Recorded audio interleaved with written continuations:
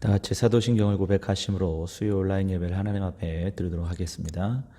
전능하사 천지를 만드신 하나님 아버지를 내가 믿사오며 그 외아들 우리 주 예수 그리스도를 믿사오니 이는 성령으로 잉태하사 동정녀 마리아에게 나시고 본디오 빌라도에게 고난을 받으사 십자가에 못 박혀 죽으시고 장사한 지 4일 만에 죽은 자 가운데서 다시 살아나시며 하늘에 오르사 전능하신 하나님 우편에 앉아 계시다가 저리로서 산자와 죽은 자를 심판하러 오시리라. 성령을 믿사오며 거룩한 공회와 성도가 서로 교통하는 것과 죄를 사하여 주시는 것과 몸이 다시 사는 것과 영원히 사는 것을 믿사옵나이다. 아멘.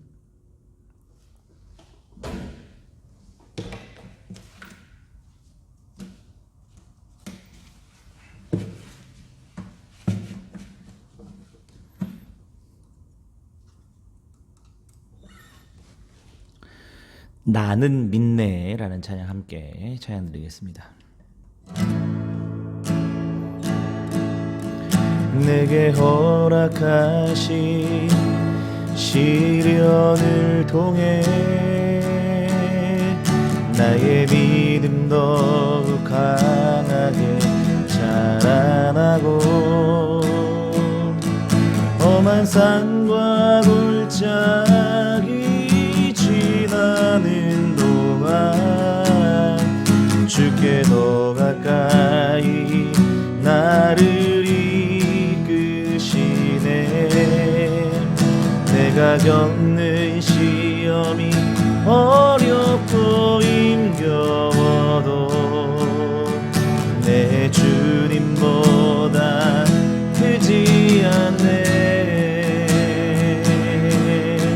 내 앞에 바다가 갈라지지 않으며 주가 나로 바다 위 걷게 하리. 나는 믿네. 주의 능력으로 내 삶 새롭게 되리. 나는 믿네. 주의 능력으로 담대히 나가리라. 주와 함께 싸워 하리라. 날마다 믿음으로 나 살아가리.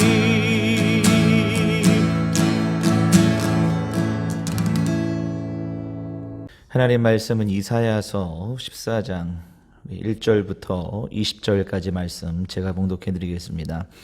여호와께서 야곱을 긍휼히 여기시며 이스라엘을 다시 택하여 그들의 땅에 두시리니 낭은의 된 자가 야곱 족속과 연합하여 그들에게 예속될 것이며 민족들이 그들을 데리고 그들의 본토에 돌아오리니 이스라엘 족속이 여호와의 땅에서 그들을 얻어 노비로 삼겠고 전에 자기를 사로잡던 자들을 사로잡고 자기를 압제하던 자들을 주관하리라. 여호와께서 너를 슬픔과 곤고함 및 내가 수고하는 고역에서 놓으시고 안식을 주시는 날에 너는 바벨론 왕에 대하여 이 노래를 지어 이르기를 압제하던 자가 어찌 그리 그쳤으며 강포한 성이 어찌 그리 패하였는고. 여호와께서 악인의 몽둥이와 통치자의 귤을 꺾으셨도다. 그들이 분내어 여러 민족을 치기를 맞이 아니하고 노하여 열방을 억압하여도 그 억압을 막들 자 없었더니 이제는 온 땅이 조용하고 평온하니 무리가 소리 높여 노래하는도다. 향나무와 레바논의 향목도 너로 말미암아 기뻐하여 이르기를 내가 넘어져 있은즉 올라와 소리를 베어버릴 자 없다 하는도다. 아래의 스롤이 너로 말미암아 소동하여 내가 온 것을 영접하되 그것이 세상의 모든 영웅을 너로 말미암아 움직이게 하며 열방의 모든 왕을 그들의 왕자에서 일어서게 하므로 그들은 다 내게 말하여 이르기를 너도 우리같이 연약하게 되었느냐 너도 우리같이 되었느냐 하리로다. 내 영화가 소울에 떨어졌으며 내 비파 소리까지로다. 구더기가 내 아래에 깔리며 지렁이가 너를 덮었도다.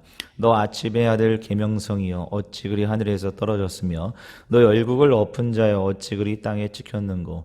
내가 내 마음에 이르기를 내가 하늘에 올라 하나님의 무별 위에 내 자리를 높이리라. 내가 북극 지폐의 산 위에 앉으리라. 가장 높은 구름에 올라가 지극히 높은 이와 같이 같아지리라 하는도다. 그러나 이제 내가 스올 곧 구덩이 맨 밑에 떨어짐을 당하리로다. 너를 보는 이가 주목하여 너를 자세히 살펴보며 말하기를 이 사람이 땅을 진동시키며 열국을 놀라게 하며 세계를 황무하게 하며 석음을 파괴하며 그에게 사로잡힌 자들을 집으로 놓아보내지 아니하던 자가 아니냐 하리로다. 열방의 모든 왕들은 모두 각각 자기 집에서 영광 중에 작업하는 오직 너는 자기 무덤에서 내쫓겼으니 가증한 나무가지 같고 칼에 찔려 돌구덩이에 떨어진 죽음들에 둘러싸였으니 밟힌 시체와 같도다. 내가 내 땅을 망하게 하였고 내 백성을 죽였으므로 그들과 함께 안장되지 못하나니 악을 행하는 자들의 후손은 영원히 이름이 불러지지 아니하리로다 할지니라. 아멘. 오늘은 지난 시간에 이어서 우리 바벨론의 멸망 또 바벨론의 심판에 대한 메시지를 우리 이사야 선지자를 통해서 말씀하고 있는데요. 특별히 오늘 말씀은 바벨론의 왕에 대한 심판에 대한 메시지다, 이렇게 말씀을 좀 드릴 수가 있습니다. 우리가 지난 시간에 바벨론의 심판에 대한 말씀을 나눴는데 우리 유다라는 나라 또 북이 이스라엘이라는 나라의 심판 메시지도 우리 이사야서에 등장하는데 그 유다라는 나라의 심판 메시지와 그 다음에 바벨론에 대한 심판 메시지가 다른 것은 무엇이냐면 그 유다의 심판 메시지는 너희가 왜 심판을 받아야 되느냐, 그 말씀에 초점을 두고 있다면 바벨론의 심판 메시지는 그 심판 받을 때, 그러니까 멸망당할 때에 나타나는 그 참혹성에 대해서 강조하고 있는 것을 볼 수 있다, 이런 말씀을 제가 드렸죠. 그 이유는 뭐냐면 바벨론이라는 나라와 유다라는 나라의 그 출발이 다르기 때문이다. 그러니까 유다는 그 출발이 하나님이 통치하는 나라, 그래서 하나님이 통치하는 나라를 세우기 위해서 유다를 선택하신 거거든요. 그래서 그 하나님께서 통치하는 나라의 목적은 뭐냐면 공의와 정의로 다스리는 나라, 그리고 가난한 자와 그다음에 약한 자, 그리고 부유한 자와 힘이 센 자들이 함께 공존하는, 그리고 희생과 사랑과 섬김으로 세워지는 나라가 하나님이 통치하는 나라의 특징이라고 한다면 그게 유다를 통해서 하나님께서 이루시고자 했던 꿈이었거든요. 근데 물론 그들이 불순종해서 하나님의 꿈을 다 잊어버리고 이방 신상을 쫓고 우상을 쫓았기 때문에 그래서 하나님의 심판을 받은 거지, 그 출발점은 정의와 공의로 세워지는 나라였다, 이렇게 말씀을 드릴 수 있어요. 그러나 바벨론이라는 나라는 우리 힘과 폭력과 압제에 의해서 세워진 나라거든요. 그게 이제 우리 대부분 우리 역사 가운데 세워졌던 나라들, 힘의 논리로 세워졌던 나라, 신약의 대표적인 나라가 바로 로마라는 나라죠. 로마라는 나라도 그 출발점이 어떤 힘과 압제와 권력에 의해서 세워지는 그 황제의 논리로 세워지는 나라라고 한다면 구약에 와서는 그런 나라가, 대표적인 나라가 바로 바벨론과 아수르입니다. 그러니까 그 출발점이 다르기 때문에 유다는 회개 기회성이 있어요.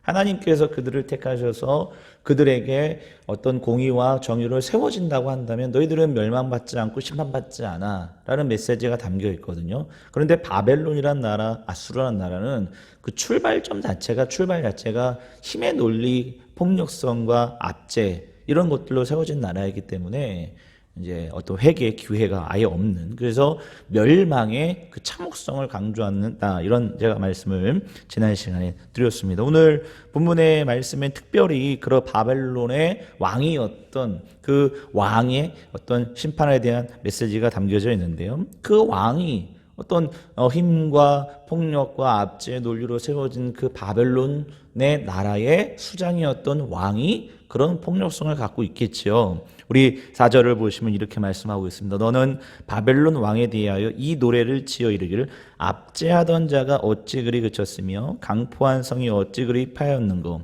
여호와께서 악인의 몽둥이와 통치자의 귤을 꺾으셨도다. 그러니까 여기 보시면 몽둥이와 귤가 나옵니다. 그러니까 그 바벨론 왕이 세상을 통치하고 세상을 다스리는 방법은 뭐냐면 몽둥이와 귤이에요. 그러니까 폭력적이죠. 폭력과 압제로 세상을 다스리는 그런 왕이었다라는 거예요. 하나님께서 그 몽둥이와 귤을 꺾어버리시겠다, 이렇게 말씀하고 있습니다. 이런 또 왕의 특징은 뭐냐면 너무너무 교만하다라는 거예요. 여기 오늘 본문 12절을 보시면 너 아침의 아들 계명성이여 어찌 그리 하늘에서 떨어졌으며 너 열국을 엎은 자여 어찌 그리 땅에 찍혔는고. 여기 아침의 아들 계명성이다. 계명성은 우리가 흔히 이제 서쪽 하늘에서 볼 수 있는 뭐죠? 금성, 금성을 우리 계명성이라고 이렇게 얘기하는데 어쨌든 스스로 이르기를 아침의 아들 나는 계명성이다. 그러면서 뭐라고 얘기하냐? 13절 보시면 내가 내 마음에 이르기를 내가 하늘에 올라 하나님의 무별 위에 내 자리를 높이리라. 내가 북극지폐의 산 위에 앉으리라. 이 북극지폐의 산 위에 앉는다는 의미는 뭐냐면 신들의 모임이에요. 신들의 모임 가운데 본인이 앉겠다라는 거예요. 그러면서 14절을 보시면 가장 높은 구름에 올라가 지극히 높은 위와 같아지리라 하는도다. 이렇게 말씀하고 있죠. 본인 스스로 이제 신의 자리, 신과 같은 동일한 자리에 앉겠다. 이렇게 말씀하고 있어요. 그래서 너는 그 교만함 때문에 심판받을 거다. 이렇게 말씀하고 있죠. 충분히 그럴 만한도 하죠. 고대 근동의 왕들에게는 엄청난 권한이 주어졌어요. 또 엄청난 권력이 주어졌고, 그래서 그들 스스로 자신들은 신의 대리자라고 얘기도 했었고, 또 신의 아들이라고 얘기도 했었고, 또 신과 동일한 위치에 있다. 그래서 그들이 그 왕이 말하는 것 자체가 법이 되었고, 뭐 다 아시는 거잖아요. 그러니까 하늘의 별도 떨어뜨릴 수 있는 엄청난 권력과 힘을 가지고 있었던 그들이 자신 스스로 나는 신이다라고 충분히 여길만 할 수 있다라는 거예요. 어쨌든 중요한 것은 무엇이냐? 하나님께서 그 교만함을 꺾으시겠다. 결국에는 지금 힘의 논리로, 어떤 부의 논리로, 어떤 폭력의 논리로 세워졌던 그 바벨론과 그 왕은 하나님께서 심판하시겠다는 메시지가 본문에 등장하고 있다는 것입니다. 여러분들 오늘 본문을 통해서 제가 지난번에도 이 진화론적 세계관에 대한 언급을 잠깐 드렸는데, 진화론적 세계관, 진화론 자체가 문제가 있다기보다는 진화론적 세계관이 문제가 있다는 말씀을 지난번에 드렸죠. 진화론적 세계관의 특징은 뭐냐면 강한 자만이 살아남는다는 거예요. 강한 자만이 살아남아서 약한 자들은 다 약한 것들은 다 소멸되고 강한 사람들이 살아남아서 앞으로 인류는 계속해서 세상은 진화될 것이다라는 게 진화론적 세계관의 특징이라는 거예요. 아이들 사이에서 이런 말이 유행할 때가 있었어요. 1등만 기억하는 세상, 더러운 세상, 이렇게 이제 이야기하던 때가 있었는데, 우리는 사실 올림픽 같은 데서도 보면 금메달 딴 사람만 기억에 남거든요.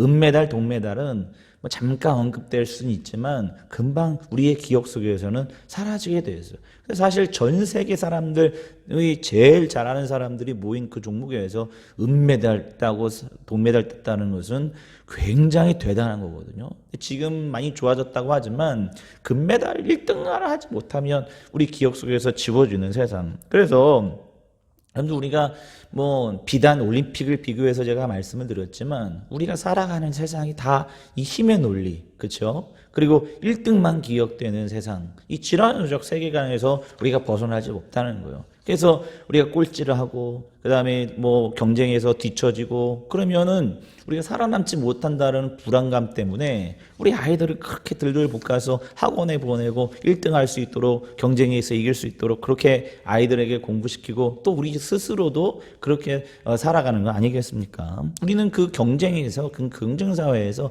반드시 승리해야만 살아남는다는 그런 불안감이 우리들 안에 있어요. 이런 세계관이 바로 이 진화론적 세계관인데, 이런 진화론적 세계관이 바로 교회에도 침투되어서 우리가 그동안 자꾸 교회가 어떤 세상의 힘이 되려면, 그러니까 세상의 어떤 능력이 되려면, 세상을 변화시키려면 힘을 키워야 된다. 그래서 자꾸 이제 교회가 커지고 힘을 키우고 힘을 축적하고 그것이 하나님께 영광을 돌리는 것이라고 자꾸 우리가 이야기하지 않았습니까?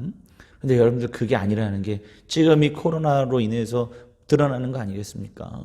우리 얼마 전에 평생을 그 청보론을 주장했던 아주 유명한 목사님이 계세요. 저도 굉장히 존경했던 목사님이신데 그 목사님이 얼마 전 새벽 예배 유튜브에서 고백하셨어요.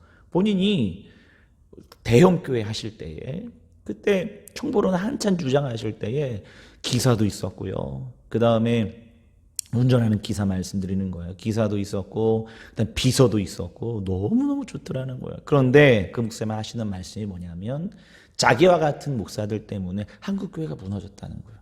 그래서 제가 그 목사님께 속으로 그랬어요. 그 설교를 들으면서 목사님 참 감사합니다.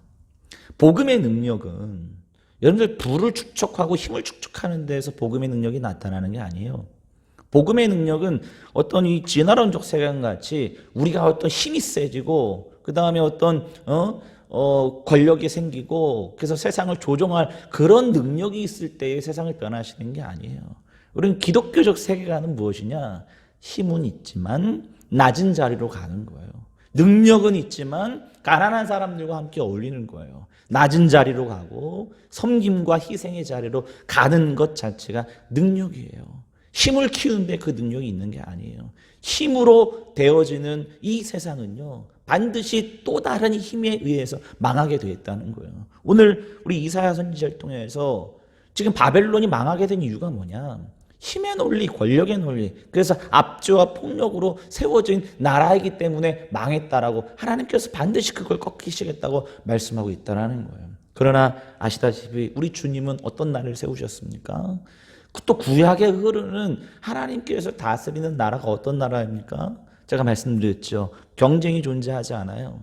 그래서 사자와 어린 양이 함께 뛰놀고 약한 자와 가난한 자, 그 다음에 부한 자와 힘이 센 자들이 함께 공생하는 사랑과 섬김과 희생으로서 온전히 세워지는 나라가 바로 하나님의 나라라는 사실을 기억하셨으면 좋겠습니다. 복음의 능력은 부유한 데에서 힘이 센 것에서 나오는 것이 아니라 약한 자리에서, 여러분들 우리가 우리의 힘과 우리 능력을 과감히 포기하고 낮은 자리로 가는 그 자리에서 복음의 능력이 나타난 말씀을 통해서 깨달으실 주님의 이름으로 축복합니다. 자, 이 바벨론 왕이 이렇게 교만하고 힘의 논리로 살아가는 이 바벨론 왕이 결국 어떻게 심판받느냐? 두 가지 심판이 등장하는데요. 짧게 말씀을 드리면 우리 7절부터 우리 8절, 9절 보시면 먼저 8절 보시면 향나무와 레바논의 백향목도 너로 말미암아 기뻐하여 이르기를 내가 넘어져 있은즉 올라와 소리를 베어버릴 자 없다 하는도다. 그러니까 지금 백향목과 레바논의 백향목과 향나무가 좋아한다는 거예요. 그러면서 뭐라고 얘기하면 9절 보시면 아래에 스올이 너로 말미암아 소동하여 내가 오는 것을 영접하되. 그러니까 스올이라고 하는 것은 우리가 좀 지옥이라고 번역하기가 좀 그런데 지하 세계를 의미해요. 지하 세계를 의미하는데 그 지하 세계, 어둠의 세계에서 내가 그 어둠의 세계로 들어오는 것을 반기고 있다, 환영하고 있다. 네가 갈 그곳이다. 그러니까 이 지금 바벨론 왕의 심판은 죽어서까지도 심판을 받는 그런 자리로 나아갈 것이다. 그렇게 지금 말씀하고 있고요. 그 다음에 두 번째 심판의 내용은 뭐냐면, 자, 우리 15절부터 나오는 말씀인데요. 어쨌든 또 수월이라는 곳이 나오고 구덩이가 나와요. 그곳에 가는 건데, 여기 뭐라고 얘기하냐면 이렇게 말씀하세요. 18절을 보시면, 열방의 모든 왕들은 모두 각각 자기 집에서 영광 중에 작업하는, 이게 굉장히 중요해요. 그러니까 이 열방의 모든 왕들이 나오잖아요. 고대 근동에서는 특히 이제 왕들 같은 경우에는 어떤 죽음이 영광스러운 죽음인가. 그래서 그 왕들이 있는 무덤, 그 뭐라고 하죠? 그 왕들이 묻혀 있는 무덤들이 있습니다. 그 열조의 그 왕들의 무덤이 있어요. 그러니까 자기가 죽어서 그 열조가 묻힌 왕의 무덤에 가는 게 사실 그들에게는 굉장히 중요한 어떤 영광의 죽음 중에 하나였습니다. 그러니까 지금 여기 뭐라고 얘기하냐면 18절에 열방의 모든 왕들은 모두 각각 자기 집에서 영광 중에 작업만은 그러나 오직 너는 자기 무덤에서 내쫓겼으니. 그러니까 그 열방의 무덤의 그 영광의 그 무덤의 자리에 들어가지 못한다는 게 지금 이 심판의 메시지 중에 하나라고 지금 이사야 선지자는 말씀하고 있습니다. 결국 폭력적이고 힘이 있어서 사람들을 억압과 압제로 다스리는 그 바벨론 왕은 죽어서까지도 그렇게 심판받는 그런 어떤 멸망의 자리로 나아갈 것이다. 이렇게 말씀하고 있습니다. 그런데 세상의 힘의 논리로서 우리 이 세상을 살아가는 것이 아니라, 물론 경쟁에서 이기면 좋지요. 또 이겨서 세상을 다스리는 자로 나아가면 좋죠. 그러나 중요한 것은 하나님 나라를 살아가는 백성들은 힘의 논리로 살아가는 백성들이 아니라 섬김과 희생과 사랑의 정신으로 살아가는, 그래서 사람들이 가지 않는 곳, 사람들이 하려고 하지 않는 것, 그것을 낮은 자리로 또 가난한 사람들의 자리로 나아갈 때 그것이 하나님의 나라를 살아가는 백성들의 모습이다. 기도하겠습니다. 하나님 아버지, 오늘도 주님의 말씀을 통해서 깨닫게 하시니 감사합니다. 우리는 이사야 선지자의 말씀을 통해서 우리 바벨론 왕의 심판 메시지를 듣습니다. 힘의 논리, 그래서 억압과 압제로 다스리는 그 왕의 심판에 대한 메시지를 통해서 우리의 삶을 되돌아보길 원합니다. 하나님, 우리도 이 세상을 살아가는 동안에 하나님 나라의 원리로 사는 것이 아니라 힘의 논리에, 황제의 논리로 살아가는 인생은 아니었습니까? 힘이 있지만 그러나 과감히 그 권리를 포기하고 낮은 자리로 갈 때 거기에 복음의 능력이 있음을 오늘 말씀을 통해서 깨닫사오니 예수 그리스도의 제자로서 오늘도 하나님 나라를 살아갈 수 있는 믿음의 종들, 거룩한 종들 되게 하여 주시옵소서. 예수님의 거룩하신 이름으로 간절히 축복하며 기도하옵나이다. 아멘. 하늘에 계신 우리 아버지여, 이름이 거룩히 여김을 받으시오며 나라의 임하옵시며 뜻이 하늘에서 이루어진 것 같이 땅에서도 이루어지이다. 오늘날 우리에게 일용할 양식을 주옵시고 우리가 우리에게 죄진 자를 사하여 준 것 같이 우리의 죄를 사하여 주옵시고 우리를 시험에 들게 하지 마옵시고 다만 악에서 구하옵소서. 대개 나라와 권세와 영광이 아버지께 영원히 있사옵나이다. 아멘.